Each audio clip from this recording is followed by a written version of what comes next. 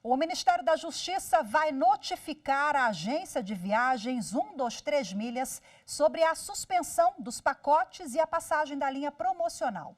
Na última sexta-feira, a empresa anunciou que suspenderia as viagens já contratadas para o período de setembro a dezembro deste ano e que o ressarcimento seria com um voucher para a compra de outros pacotes ou produtos.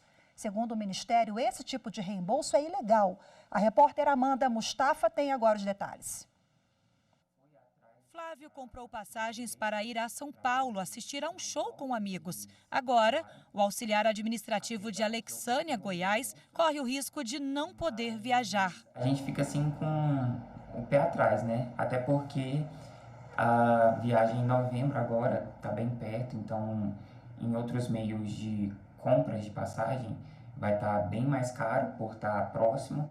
Flávio está entre os milhares de consumidores que viram a expectativa de um momento de lazer se transformar em preocupação e prejuízo.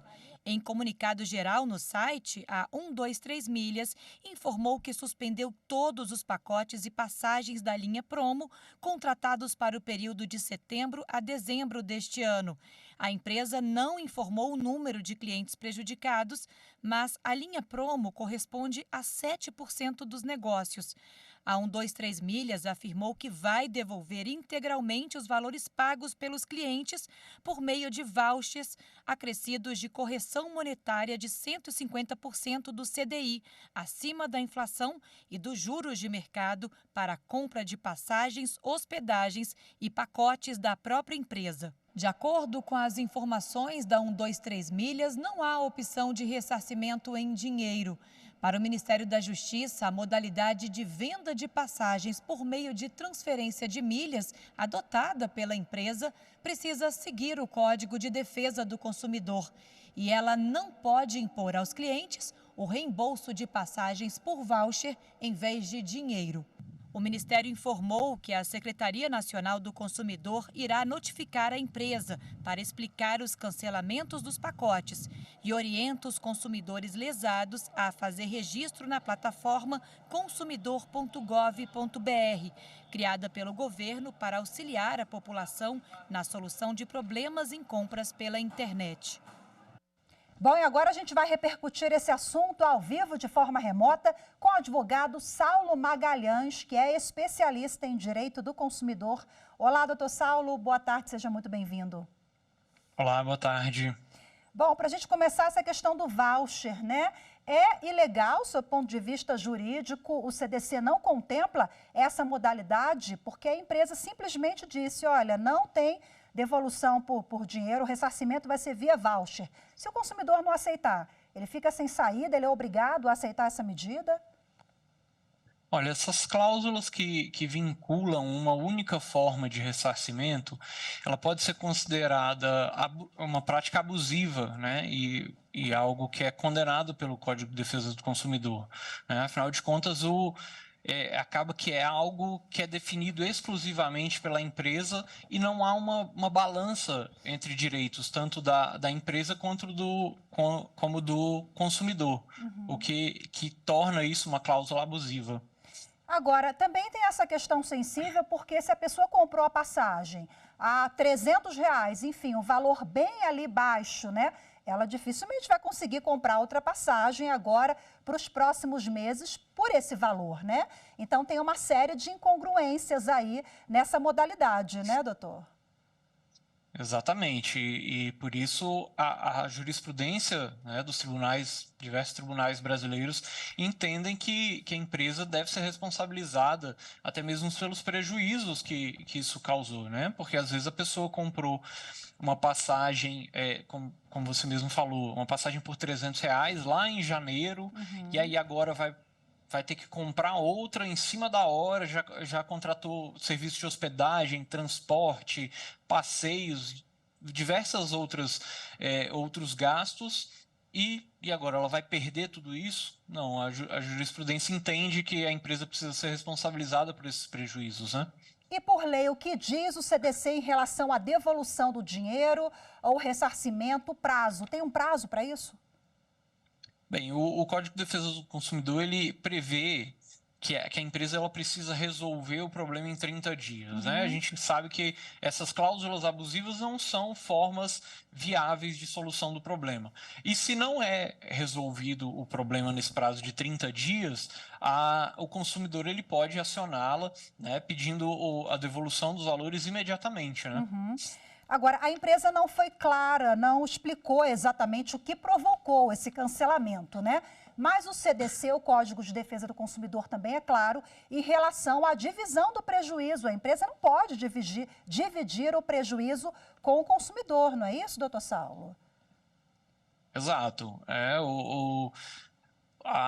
O consumidor, ele parte do princípio da boa-fé. Ele comprou de uma empresa que é conhecida no mercado. Então, ela comprou nessa confiança de que ela vai conseguir viajar no mês que vem. Só que aí a empresa, de uma hora para outra, quebra esse vínculo de confiança, ela precisa ser responsabilizada. Não pode ficar impune nessa questão desse ressarcimento de todos esses prejuízos que o consumidor vai ter.